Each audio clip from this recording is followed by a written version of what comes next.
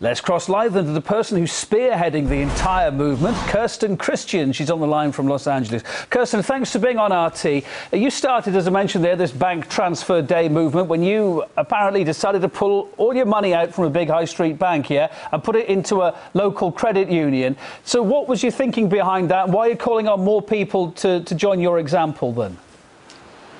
The driving force for my decision to invite other people to join this movement with me was the response from someone who, when faced with the... Oh dear, the best plans. Kirsten, we can't hear you. The signal's gone a bit strange. We'll try again. Can you try and repeat that answer? We'll give it one more go. I think Skype might be letting us down. What was your thinking behind it? Was response, inviting other people is in direct response to the principle behind the $5 fee, that it targets the impoverished and working class and was not something I could support. Now, the big banks, those seem to have Congress, even the White House on their side, don't they? How many people do you think it'll take for your movement to hit them where it hurts, in the pockets? Well, the goal of the Bank Transfer Day movement is not actually in line with the Occupy Wall Street movement. I understand that the Occupy Wall Street movement does wish to seek revenge. That is not the goal of the bank transfer movement, and the two are separate. The Bank Transfer Day movement is a shift of funds from the corporate level to the local level, where they will stimulate our local economies. You were talking then about ordinary people taking their hard-earned cash away from the big banks. But is it really going to bother the big banks? Looking at the scale of this, they make millions every day, don't they? I mean, are you going to make much of a dent? Are you going to get much of a message across, really? Well, again, the goal is not to hurt anyone. The goal is to shift funds to the local level.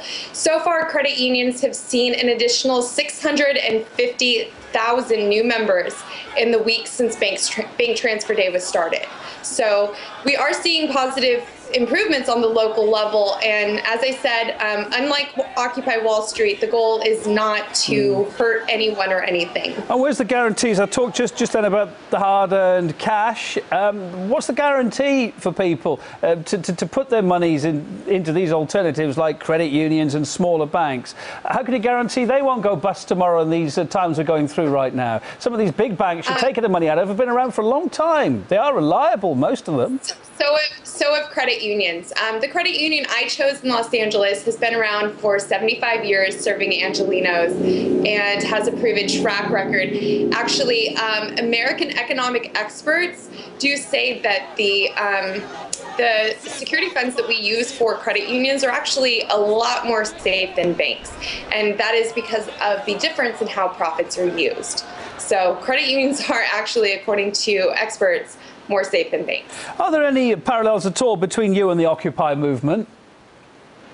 I'm sorry, are there what? Are there any parallels at all between what you're seeking to do and what the Occupy movement's seeking to do? I definitely think that ultimately both movements would like to see improvement on the community level. I think our approaches are entirely different. That I don't believe that gathering a group of people to rally at a bank is effective. I don't think it's going to send a message. Okay, you don't want retribution. You don't want retribution, but you do want to change the world a little bit, don't you? I mean, some US politicians have slammed the entire Occupy movement, maybe some of your movement, as being socialist. I mean, how far do you think Americans are prepared to go to change the current economic and political system that you yourself aren't happy with?